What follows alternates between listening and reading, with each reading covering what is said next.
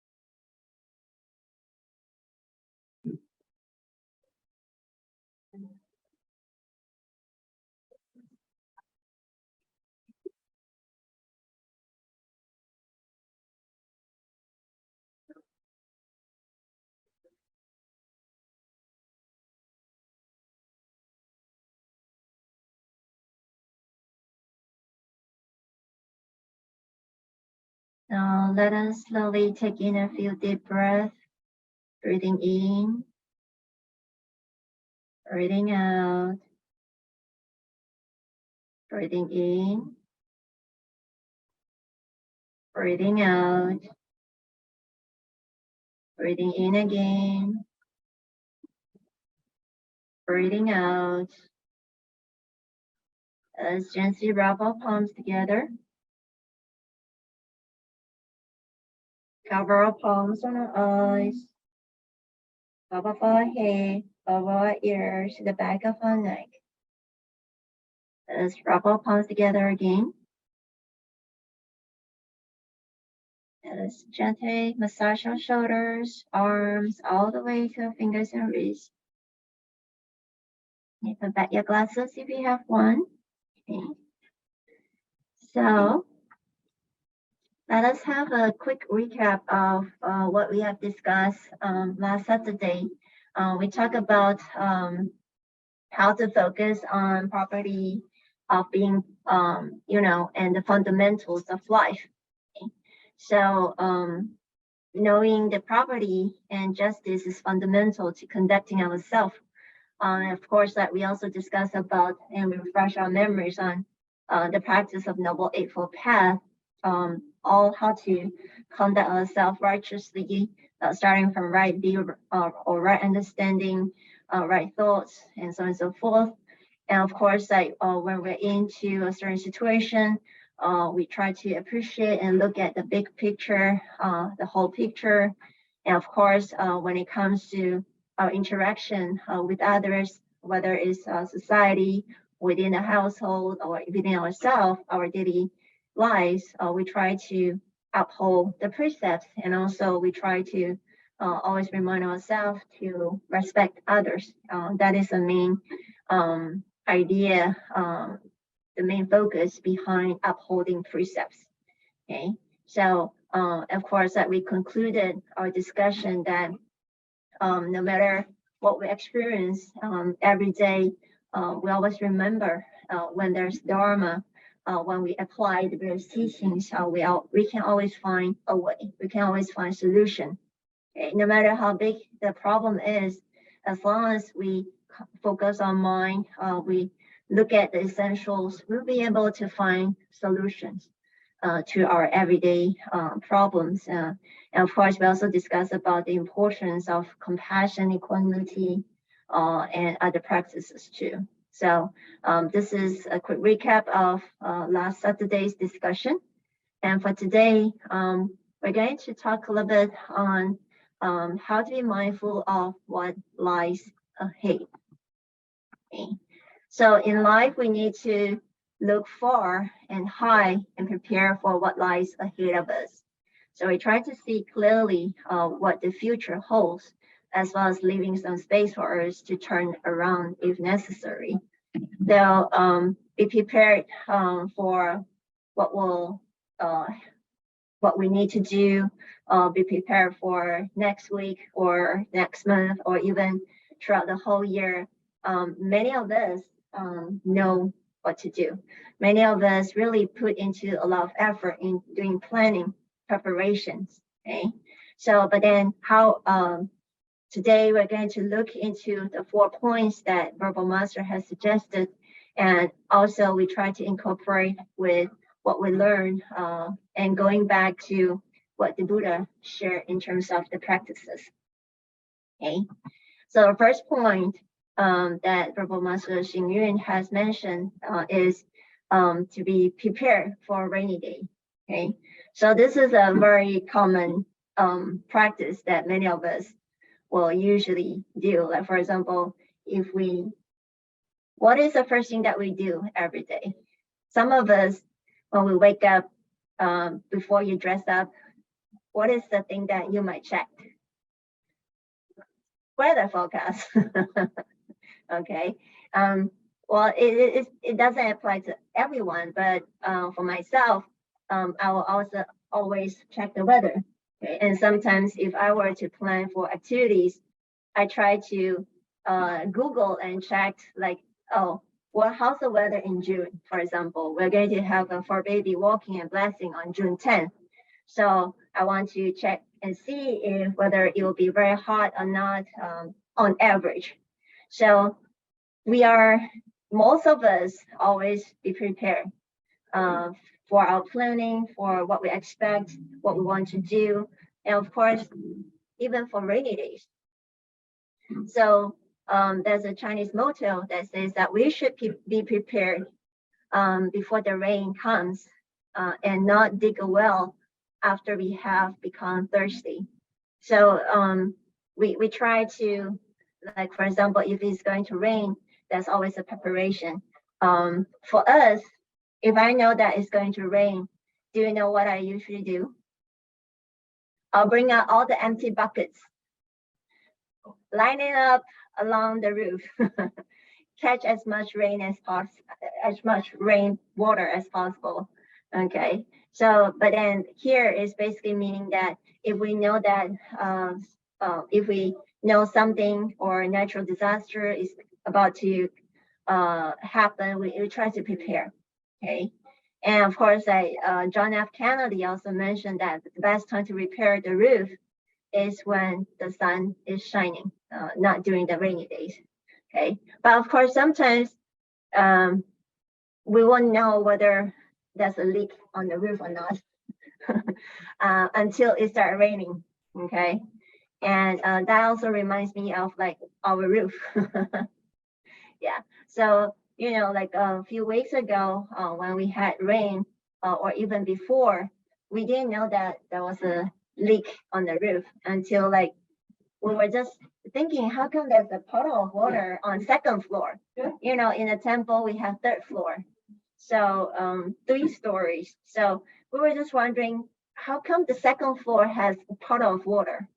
So we traced all the way up through the wall, all the way up to the third floor, and all the way up to the balcony and up to the roof. So sometimes, you know, best time to repair the roof, of course, like only when we know that it's leaking, then we will do the repair. But of course, like for others, they might do regular maintenance, like will do the checking of the roof from time to time, especially after 10 years or 20 years or even longer. So there are so many different ways for us to be prepared for rainy days. Okay? But sometimes if it starts raining and leaking, we will try our best to, save whatever that we can save, do whatever that we can do at that moment. Okay. And one of the stories that many of you might have known is the ant and grasshopper fable. Okay. It's like, okay. So have you heard about this story? No? Oh, okay. I thought, okay. So this is a very traditional, I won't say traditional, but this is a story that has been told many, many times. Okay, so in the story, the ant will usually spend the summer try to collect as much food as possible. Summer is where there's good weather, sunny, and then the ant is always very hardworking, collecting food, storing them away for winter. Okay, winter is usually lots of like it's very cold.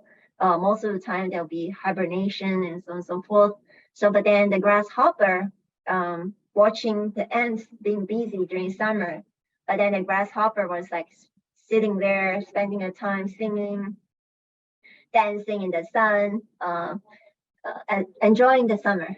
Okay, but when winter arrives and then the food runs out, okay, there's no more food. Some places might be snowing, some places being very cold. That there's no more food.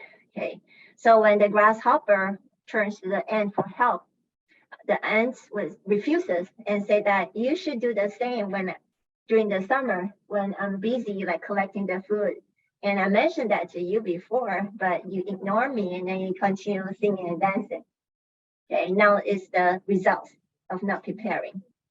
Okay, so this is one of the stories that that reminds us to be prepared to for the future. And of course, that also reflects upon like here in California. Okay, so and of course, like in Asian countries where we are prone to with earthquakes. Okay, so as the bag that you can see here is the emergency bag. Okay, this is very new to me because before this, I grew up in Malaysia. So Malaysia is a country. There's no earthquake. There's no volcano. There's no typhoon. There's no hurricane. So when I came to United States, came to LA, all the rooms, including the classrooms at Shilai Temple, they always have this big red bag. And that it weighs so heavy. I didn't know what is that until like they said that, oh, okay, after so many years, you should remove the cooked biscuits inside, remove the water inside and consume it because there's certain expiration date. And only then I knew that this is an emergency bag, that they have a small radio, a pair of socks, flashlight, cookies or biscuits, the dried ones. They can last for like 5 or 10 years. I'm not sure if that's that long or not. And then small pouches of water. Okay, so that bag is usually like stored under the table or in the cabinet anywhere. Okay, so only then I knew that most of the Californians are all prepared just in case there's emergency, just in case we are being trapped because of earthquake. Okay, so that also reflects upon like this point here, be prepared for rainy days. But then we don't really have to worry about the darkness at night. It's not worrying about that one day there'll be a major earthquake. But as long as we are prepared, okay? It's not like worrying it until that we cannot sleep at night, okay? As long as we prepare, like if we're afraid of darkness, we just have flashlight, or even like, what do you call that? The night light that you can just plug in a corner so that there's a little bit light so that it won't be like pitch black or dark at night, okay? So we have to anticipate danger in times of peace. Therefore, being prepared for rainy day is the right attitude towards life. Okay. Then again, be prepared for rainy days is not very worried about what will come, what might happen in the future, but just be prepared. Everything is okay, and we just live life as it is. Okay. So think of getting off stage when we're still on it. Okay. So this is the thing that I have to read for a few times to actually comprehend it. It is because I don't have any working experiences in the society. So, you know, didn't know about like, oh, what does it feel like going off the stage when we're on it? Like, try to think of getting off the stage when we are on it. It's not referring to the debate or singing competition, or it is not referring to that stage, but it is referring to upholding a certain position within an organization. Okay, so when we get on stage, getting off is inevitable. So going up, there's always coming down. When we have this high position in the organization, there's always stepping down. There's always retirement, there's always transition, there's always changes in work life. Okay, so it is a reminder of the ego and arrogance that one might have, especially when we are embracing so much power when you're in that position. Sometimes we might have forgotten the role and responsibility that we uphold. And we might be overconsumed by the ego within ourselves, or even feeling arrogant or pride of what we have in a way. So then again, this is a reminder for us that by going up on the stage is to lead, to share, and to not to be too proud of it. Always remember what is the role, what is the responsibility that we uphold, that we have. And always remember that when we are on the stage, there's also time that we need to get off the stage. Okay. And then from the book, Learning from the Wise and Capable, mentioned that do not be arrogant in high position. Okay. So the same goes to this picture here. Okay. For leader who spend decades like working to reach the pinnacle of their careers, like taking step by step, okay, with all the powers, all the prestige that comes with the role. And then when it comes to retiring, or when it comes to the time and the day that we are being asked to step down, sometimes there's a feeling of afraid, or feeling fear of what will happen next. Okay, going up is easy, step by step, but sometimes coming down off the stage, sometimes we are not prepared for it, both mentally and also how we cope with the changes in life. Okay, and sometimes the fear that we have is, how can I remain vital and relevant? Okay, without the position, without handling whatever that one is so busy, like 24/7. All of a sudden, there's nothing. Okay, and people start to afraid that what comes next. Okay, so that's reason why. And of course, sometimes people will also have the question that without this title, will others respect us? Okay, so then again, all these questions are related to the ego that we might have. Okay, and also like what we thought, but then it is not true in a way. Okay, so and then the next question that we have is that when we come off the the stage, how will I feel my days? Okay, without working, without an organization, without the position to lead, how can I continue to make a difference in the world?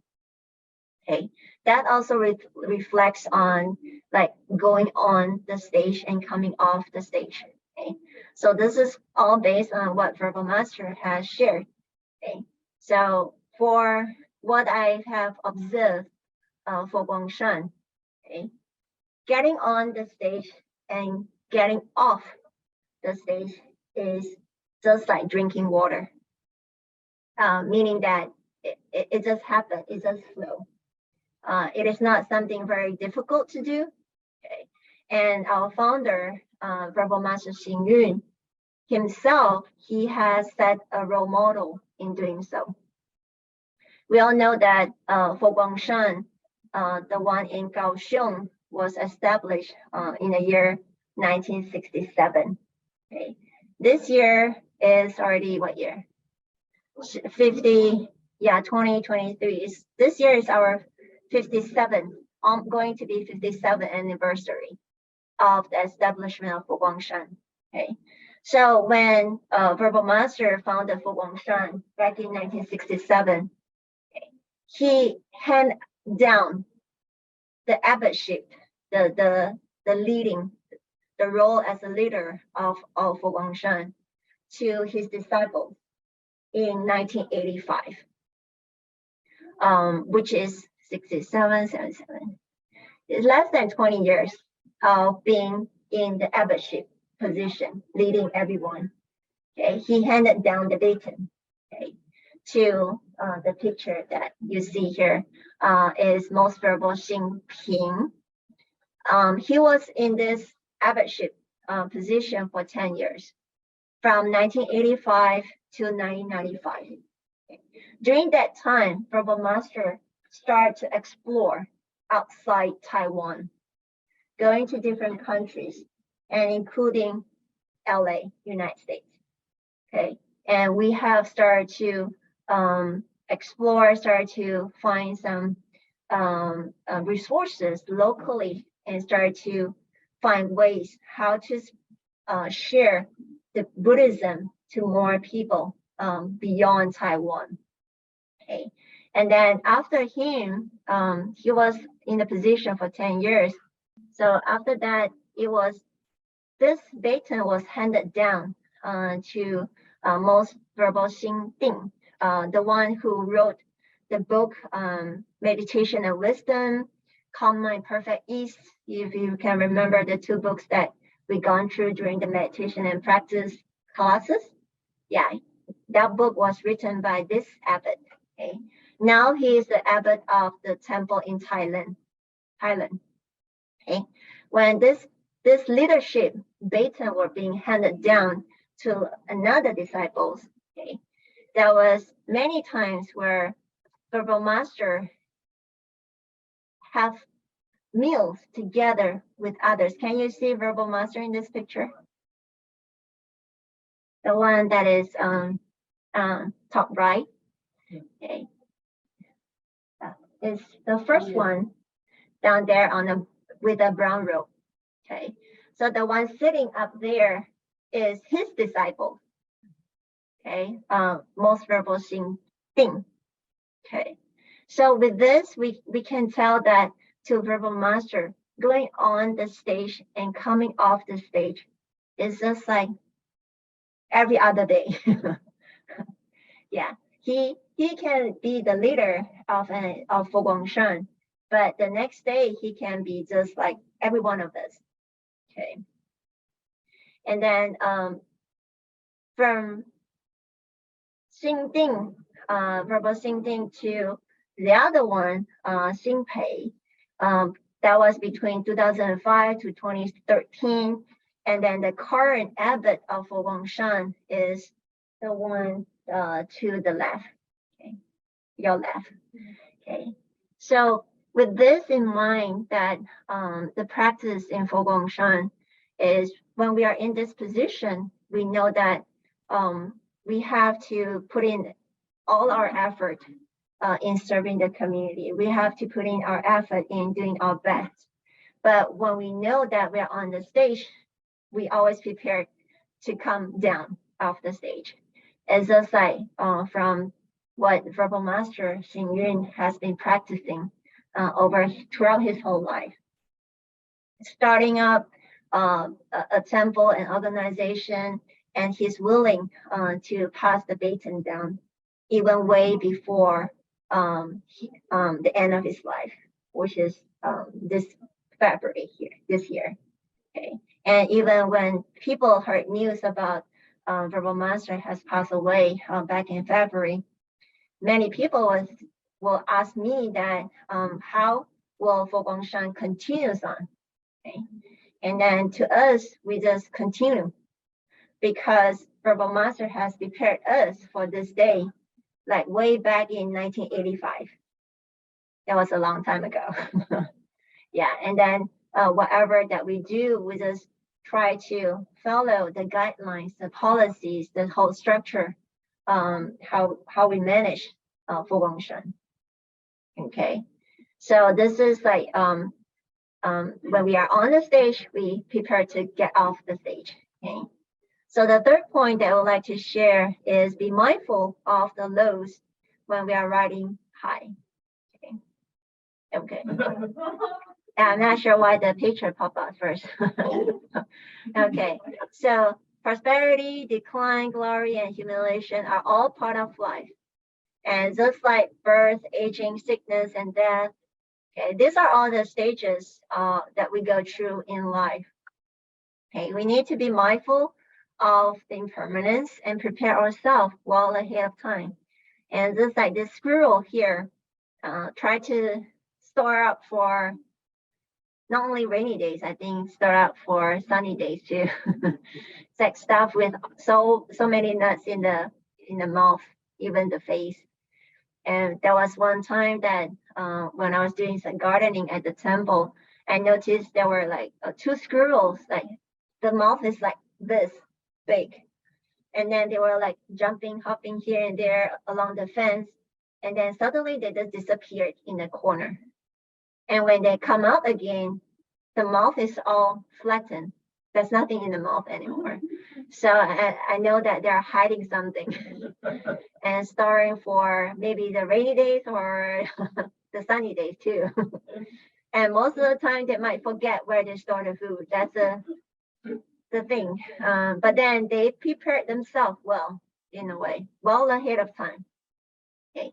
But of course, we try not to overreact by being prepared in a way, and or over worry, just like what we mentioned before, the first point. And then let us look at not only the practices in the society, but the same applies to the Buddhist practice.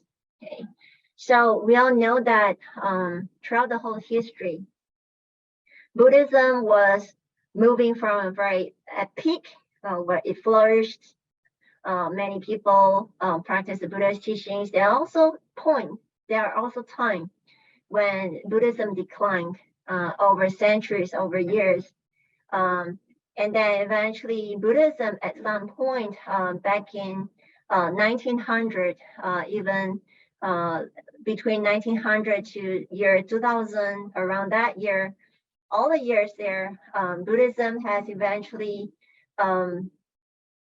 moved to secluded life, moved to practices and stayed in the mountain, in the forest, away from the community. So that's the reason why Master Tai Shu, the purest animal monks in the past, he tried to bring Buddhism back to the society. He tried to bring Buddhism relevant to the day-to-day living. Okay. He was the one who started the revolution in Buddhism, meaning that Buddhism is not just for the date. Okay. It doesn't mean that when there's someone in a household pass away, only then you look for Buddhist monks or Buddhist nuns to do the chanting. Okay, it's not just that. Okay, Buddhism is relevant to everyday life. So when Verbal Master, we know that at a very young age, the age 21, he has traveled from mainland China to Taiwan. And then the first place that Verbal Master started to share the practice of humanistic Buddhism is in Yilan. If you look at Taiwan island, okay, Taipei is right here. He was being invited to share the practices, spread about Buddha's teachings in Yilan. It's a small rural area, which is also north of Taiwan, but it's like closer to the coast. Okay, so when he was there, he started to have classes, not only chanting for the elders, but he also have classes, like for example, writing classes for the young adults. He even have classes for the children, kindergarten. Not only that, he also started with having the Buddha's birthday parade. If you look at the pictures here, if you look at the top right corner, that is the celebration of Buddha's birthday. They are having parade along the road as long as 10 kilometers. 10 kilometers is how long? 22 miles. That is a very long from one end to the other. Yeah, it's just like driving for like 20 minutes. Okay. And then the whole city, Yilan, everyone came and joined this Buddha's birthday celebration. Okay. And how did he start it? He started from small by emphasizing education. Why do we have a Buddha's birthday celebration? Why do we need to provide education to the children? Why there's a need for us to learn the Buddha's teachings, not the traditional way, but just go according to as per what the Buddha shared with us. Okay, so that's the reason why Verbal Master also written a book going back to the original intent of the Buddha. It is because it has been a long time. From the Buddha's time until today, it's like 2,600 years. It's a long time. And sometimes the messages has been, how do you say it, got mixed up. And then we might have forgotten the original intent. When the Buddha shared his teachings, sometimes like we might not know the reason behind it, okay, the causes and condition behind it, okay. But we always try to look into the core teachings of Buddha, okay. But these are the photos that shows that Verbal Master has been tried to emphasize a lot on education. It is because with education, only then we will be able to have the right view and right understanding about the Buddha's teachings. And this is the picture of the kindergarten that was in Yilan. Imagine that city is, I'm not sure how big is the population, but for sure it is way smaller than San Diego. Maybe like 1/3. I'm not so sure about the population, but it's a small city. Okay. Imagine there are so many children, okay, more than hundreds. Okay, and then according to the book that Verbal Master written, like in a year he has like over thousands of children coming for the classes. Okay, and not only that, there's also summer camp for the young adults. Okay, this was when for Guangshan has just started to lay its foundation. Verbal Master has invited young adults, and of course, he has invited eminent monks like Verbal Inxun, Verbal Jing Kong. Those are, some of you might have known, those are the previous eminent monks that were very prominent in Taiwan, okay, but they're no longer around today. Okay, but what I'm trying to say is that with this, when we see Buddhism today, sometimes we might not be able to know and understand the whole story, the whole development over time. Okay, why we emphasize on this and why not that. Okay, but by learning more about the whole historical development of Buddhism, eventually we'll be able to know how it evolved. And of course, like when we are, when just like when Buddhism was in the low, okay, we try to examine the causes that give rise to that. Okay, only then we'll be able to prepare and be able to develop and be able to bring back the original intent of the Buddha's teachings. Okay. So the next point that I would like to share with everyone is bear in mind setbacks in time of success. Okay. So when we face setbacks, we naturally need to understand what leads to success. Okay. So of course, not every time that we will do that, because sometimes when we face setbacks, sometimes we might just feel disappointed and we feel like giving up. But then again, we try to remind ourselves to try to look for what leads to a success and how to make things better. Okay. When we are doing well, we need to prepare an alternative route. Okay. Then there will be no fear in good times. When we face with failure, we must find a way so that we can survive hardship. Okay. It's just like whenever I go to San Diego beaches, this is the one at Point Loma, okay, by the tide pools. They have an area where you can go down and look at the tide pools. But anyway, whenever I look at the oceans, the tide that comes and rises and falls all the time, it reminds me of life.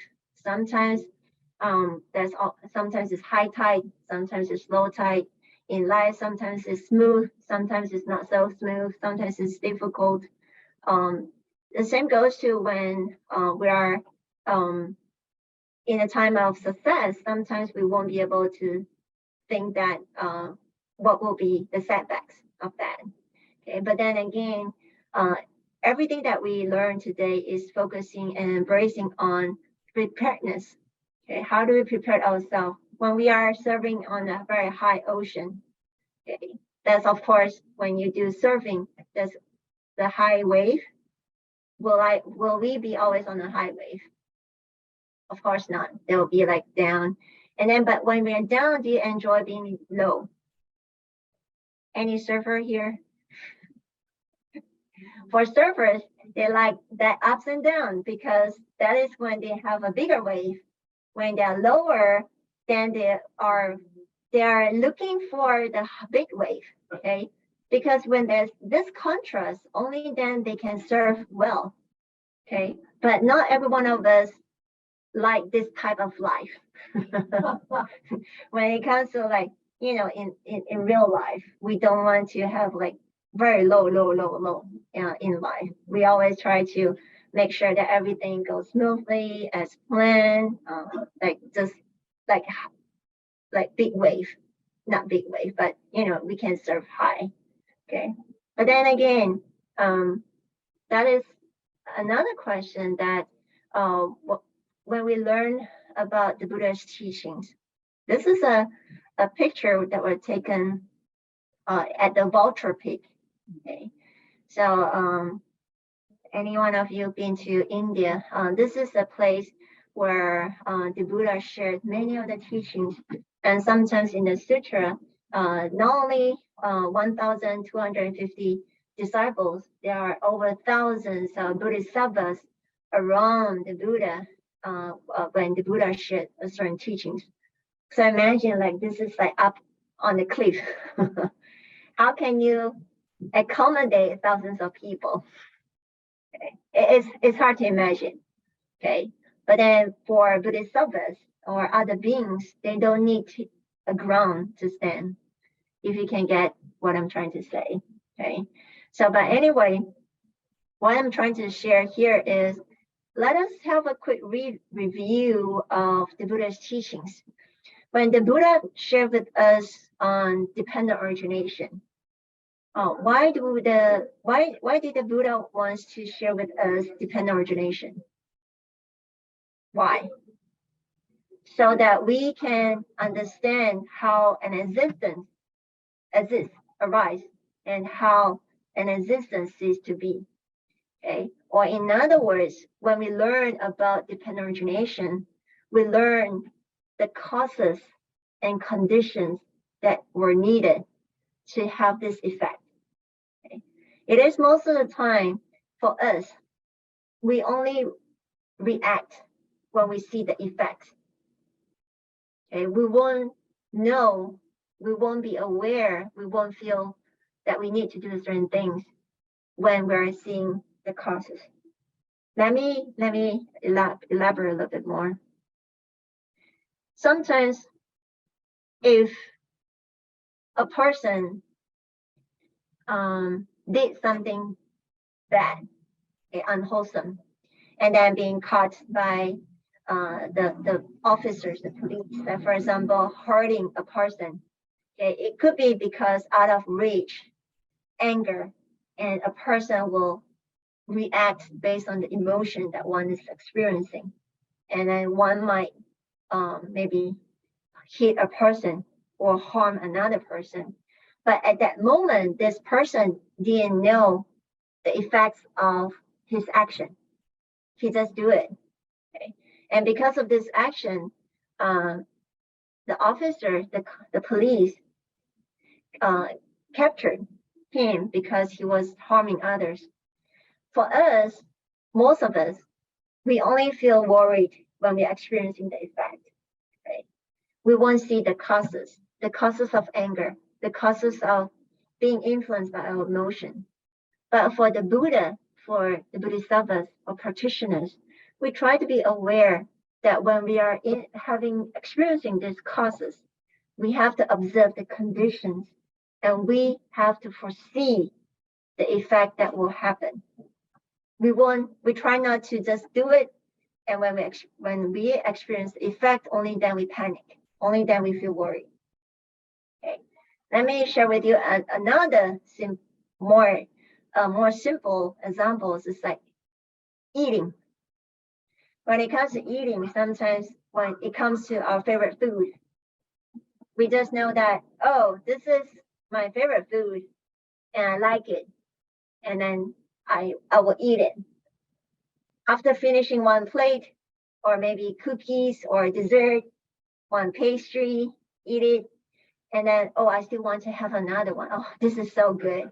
And then eat another one, and another one, and another one. And then, nowadays they have a patch that caution a person that, oh, your blood sugar is so high, and then there's like vibration or even like giving alarm notification on the cell phone. Now I just learned about that a few days ago. But what I'm trying to say is that the whole process of taking one after the other of the favorite food that we desire, we are not aware that the causes that we planted it, and we don't foresee the effect that will pop up. We only being alerted when we're experiencing the effect. And then all of a sudden, we start panicking. Oh, I shouldn't eat so much sweet. I shouldn't eat so much dessert. I shouldn't, that's a lot, and shouldn't. If I can go back, there's no way to go back. There's no way to reset. That is when we experience the effects, and then we start panicking. But if we were to go in back to refresh our memories of the Buddha's teachings, dependent origination, the practice of Noble Eightfold Path, or why do the Buddha wants us to look at the causes and conditions that we are creating every single moment? It is because the Buddha tried to guide us to see the effects, try to foresee what will happen before it actually happens. But then for us, we're still learning. And every time when we experience the effect, if we are being mindful, we can reflect on the whole process of doing it. And we learn from this experience. And hopefully, the next time when we are being exposed to this condition, we'll be aware of not to plant the same cause again and repeat ourselves again and again and again and again. But as for now, we still do it. We still repeat ourselves, whether knowingly or unknowingly. But then the whole sharing for today's this article, being mindful of what will being aware of what will lies ahead of us, is going back to learning the causes and conditions that we are planting all this while. Whether we prepare for rainy days or get the buckets up or whatever emergency preparedness that we can do. But the main thing here is for us to be more aware of the day-to-day causes and conditions that we have created along the way. Okay, so conclusion is, all in all, in everything we do, we succeed if we are prepared, and fail if we are not. Life can be smooth or difficult, but it is only by moving on, understanding the causes that give rise to effects, and following positive conditions, that we can find a way out. Okay, meaning we can find a solution in a way. So just like towards the end, when I mentioned about understanding and try to practice what the Buddha shared with us in terms of dependent origination, we can really see and contemplate on the interconnectedness among ourselves and others, among the effects, and also the interconnectedness between the words that we say, the action that we do, and of course the thoughts that we have in our everyday moment. Everything has a chain reaction to the causes and conditions that we planted, okay, or created or embraced. Okay. So, but then again, for whatever that we do in life, whether we're on the stage, thinking of getting off the stage, when it is a sunny day, we get ready for rainy days, and so on and so forth. But everything, whether it is our practice or our day-to-day life or at work, we just try to be as prepared as possible, but we are not over worrying, okay, or overdoing certain things. Okay. So this is what I would like to share with everyone today. And then I have listed out 2 contemplative questions. We can think about it, contemplate, how can I cultivate mindfulness and stay present in the midst of change and uncertainty that embrace the reality of impermanence. Okay. Everyday life is constant changing, and sometimes even though we try our best, we put in our right effort, the right causes, but then when the conditions are not there yet, there's always uncertainty in the future, and the future can always be changed by what we do right now. Okay, so the next question is, how can I develop a deeper understanding of the interdependence of all phenomena and cultivate a sense of interconnectedness with all things? Okay, so for us to, how can we deepen our understanding in terms of dependent origination? How do we deepen our understanding in terms of observing the interconnectedness between ourselves and all beings, and including the nature and environment that we are in? Okay, so these are the 2 questions that I would like to bring this up, and then everyone can think about it.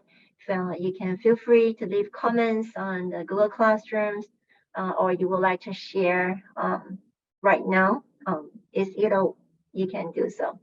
So I'm going to stop sharing for now. So does anyone have any questions, comments? Yes, Saiba. Venerable, thank you. I was thinking a lot about one of the lines you had in the PowerPoint, which was prosperity, decline, glory, and humiliation are all part of life, which I thought was so important. But I was wondering if you had advice about how we can survive, those periods of decline or moments or periods of humiliation. I mean, you talked about impermanence, and I understand how we can meditate on impermanence, but I was wondering if there are any other strategies or skillful means that we can use to go through those periods of decline and humiliation. Thank you. Okay, thank you, Saiba, for raising this question.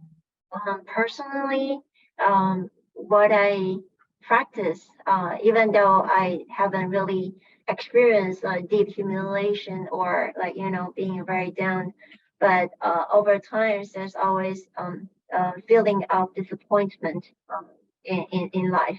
So of course I contemplated on impermanence changes, but not only changes, but I try to foresee what are the things that I can change, so that this similar experience, this happening will not repeat itself. So when I try to look for possible change in the causes, I try to plan and try to change my mindset, to view out the whole thing, that the whole experience that I'm experiencing. Like for example, if I'm being, for example, I'm being looked down, or did a certain thing that it is not as per what everyone has imagined, and I try to do reflection of my own action, and then I try to replace it with better solution and different causes. And of course, like the whole process that helps me motivated is I always contemplate it on impermanence, knowing that if I were to change the causes when I'm in the right conditions, the effects will change. Okay, even though sometimes it takes a longer time for us to overcome the disappointment or sadness or feeling hurt deep inside ourselves, but knowing that the practice of impermanence, the reality of impermanence, we're not stuck with it forever. By just thinking about that, it helps us to breathe, and then knowing that things, if we put in the right effort, things will change eventually. Yeah, this is not an easy path or a shortcut in life, but we learn from our experiences in life. Okay, and I know like many of you have even more experiences that you can share with Saiba, and then everyone, even here in person, you can also share. Yeah. So this is just my thought and opinion. Yeah. Thank you. Yeah. Anyone would like to comment or share your own experience? Anyone? Okay. I guess, Yes. I guess for the comment part, it reminds me there's a Christian saying that says something with, how does it go? It's a serenity prayer. No, is it the serenity prayer? No, not serenity prayer. It's the other one that's like, this too shall pass. Like it's like what for any impermanence, but I think it's and it I think helps. Sometimes for me, it reminds me when something is miserable or unhappy or dukkha or sucky, I'm like, okay, this too shall pass. So that was, but it's hard. When you're in it, you can feel like stuck in it. And that's the question I had too, because I was trying to understand, be mindful of those when we're riding high, and bear in mind setbacks in times of success. They sound the same to me, and I'm trying to figure out, like, are they different? From Or a like, different context. because I was like, okay, one is when you're doing well, know that it can, know that it can not well. But the other one is in success, Doing well too. huh? Doing well too. Right, doing well too. Yeah, it's just a way of like re-emphasizing it from a different context. But basically, when we are succeed in life, we always try to look for possible setbacks or possible downfall in a way. Oh, so not Yeah. mindful of the low itself, but more like, okay, some of the options, like this could go Yeah. this way and not do Yes, so well. yes, So yes. just be aware of the Yes, options. yes, yes, yes. Oh. Yeah, not low in altitude. And then I think one other thing, I know that the sometimes causes and conditions get mixed up, because would we define cause as something that by choice, a choice, and a condition is not a choice, like say the weather is this way, whatever it is, and that's a condition, and the cause is I can choose what I want to do in this weather. Is that? So this is if if if you can still remember when I shared the teachings on dependent origination, do you remember I shared a picture with a very complex string that are interconnected with one another? And then you will see A1 connected to like B1, and B1 connected to C1, and then C1 can actually connect it to A2. And the whole diagram is actually showing us how complicated causes and conditions, how complicated dependent originations is. Okay? Meaning that it's hard for us to lay it out flat. Which are the causes, which are the costs that we plant. It's easy to, when we use a parable or a metaphor, like we're planting a seed. But if we were to look at our daily action, it's not just a seed that we plant. Sometimes it could be a handful that we are not aware of it. Right. And we only see one. And not to say the conditions that we are in, sometimes conditions we cannot control. We can try to create the conditions for it to be right so that we can experience the effect. For example, planning for an activity. Okay, we can lay out all the things, the whole flow, the whole program, like what time to what time we should do this, and the lightings, the microphone, the sound, the music, everything. But what if there's no power? Okay, so the condition. Okay, but of course, like if it is such a huge event, sometimes like in places they have a backup generator. Okay, so this is trying to change the condition if this were to happen. Okay, but then again, if we look at our everyday life, starting from the moment that we wake up, we're creating so many different causes, and we are in these conditions that we don't really see one an individual, one of them, because they are so complicated. What we can see is just the causes that are obvious to us. Mm. But then there are still so many fine causes and conditions. And sometimes the causes could be the effects of the previous causes that we have created. When the conditions are right, we're experiencing the effects. The effects could be the next new causes. And that also depends on how we react upon it, will change everything. So sometimes people might think that, oh, dependent origination, everything is interconnected, period. It's more than that. Okay.